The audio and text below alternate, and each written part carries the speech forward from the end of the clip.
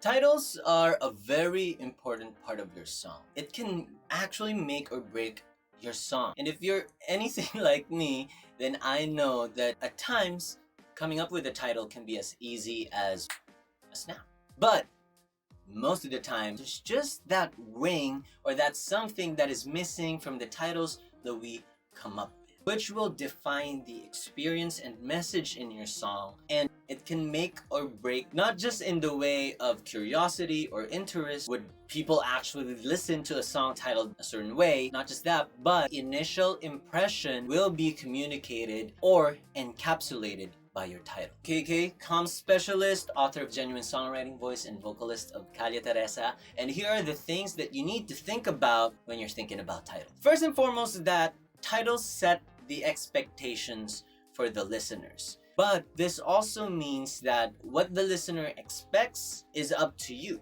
You can craft your title so that whatever expectation that you want, you'll be able to impress upon your listener. And then titles are also important because they evoke the initial imagery or emotion of your song. Say for example, Sweet Home Alabama. There's an initial imagery to the song, Alabama, and then some emotions tied to it because, Sweet Home Alabama, coming home.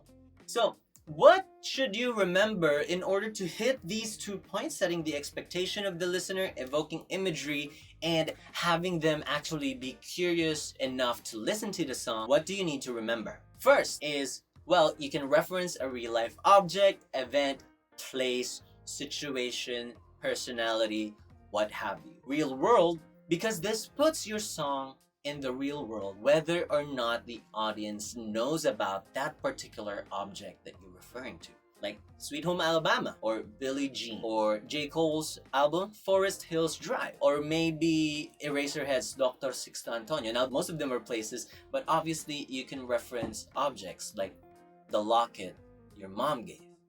This would put not just your song in the real world, but take you back to the feelings that initially created your song. Next is that because you're setting expectations, you can subvert them. Well, you don't always have to subvert expectations, but know that this is something that can be useful towards completing the message of your song. When we catch people's attention with an initial message and then have them expect a certain way, but then go into the song and then have the song sounding a completely, totally different way, that will somehow alter the message of your song. I say somehow because when you're subverting expectations, you should be conscious about how it alters the message and the feeling of your song. A personal example is in our upcoming album, we have a song titled Kalapati. In English, it's termed as pigeon.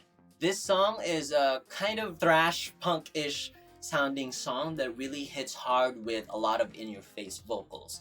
Not really something that we associate a pigeon with, but it contains the imagery that I want the audience to have in their minds before they even listen to the intro. Next is that you should be using simple but powerful phrases. Metaphors are okay.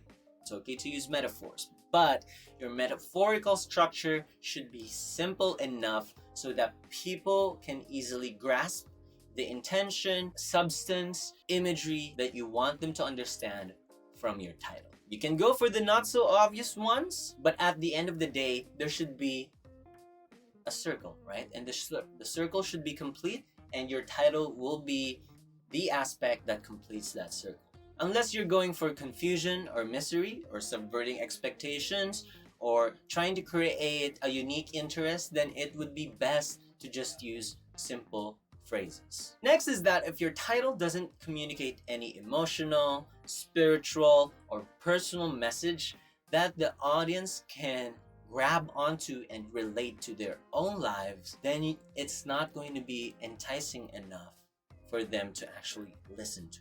Now, I know that your song can sound really amazing, but again, your title is part of the song. That's the name of your song, and that will be a part of your message. So you should always be conscious if there's actual substance that the audience can glean from the title. You can create interest by drawing from interesting things thoughts, values, and ideas in your life, personal stories. And because your song is your own, the way you title your song should also be your own. Everybody wants to rule the world. It's quite subtle, right? But what did that particular songwriter have to go through for him to rationalize that everybody wants to rule the world? Next, and directly tying into that last point about inflicting a personal touch, is style.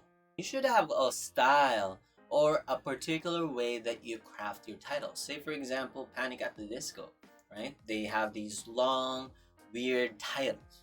The way you title your songs is kind of like a signature in that you can let people subconsciously know that this song was written by you. This song has this particular style and this message. This is something that's actually very hard to put into words because this is something really personal, and this is why I say that any title can be effective as long as you know why you chose that particular title. If you're having trouble coming up with a personal titling style, then let me know and I'll create a video about that too. Next is that I've talked about this briefly earlier, in that you draw from real feelings and real situations or events in your life. Things you've experienced firsthand and things that you can articulate only because you've gone through that particular experience. They're also a goldmine for lyrics, right? Say for example, what words do you use for the metaphors? Is it knives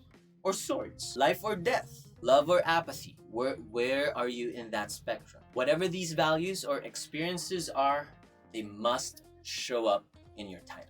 Next is that very obviously you can use hooks or lyrics that are already inside your song as a title. This works great because you can sort of let them have a sneak peek at the song, and then as they hear the song, the lines or the lyrics that you decided to be the title is strengthened. Remember, repetition legitimizes. Repetition legitimizes, so this means that when the title is brought upon their conscious minds, even before they start listening to the song, it already solidifies that particular lyrical line for you. Say for example, Welcome to the Black Parade. There isn't really a lyric there that says Welcome to the Black Parade exactly, but it does say to join the Black Parade. So the song is about welcoming you into the Black Parade and then putting you in the Black Parade. Finally, you must take into account how your song will be perceived as soon as the title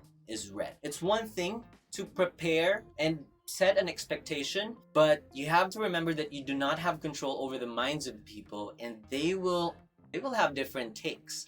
You must take that into account so that you understand the full spectrum of how you can convey this particular message and how you can craft your title so that it best suits your needs. You have to plan for these various aspects of your title and your goals with the title so that as soon as the audience reads the title, it immediately evokes the emotion, feeling, or thought that you want them to have going into the song. And even if the listener doesn't really know the title, once he finds out the title, that will complete the message of the song for them. And if your title does not evoke the impact or emotion that you want it to have, it'll be detrimental to your song simply because it's not telling the message that you want it to tell. I've said this before, but in any kind of arrangement task, composition task for that matter, you never want to take a step backward.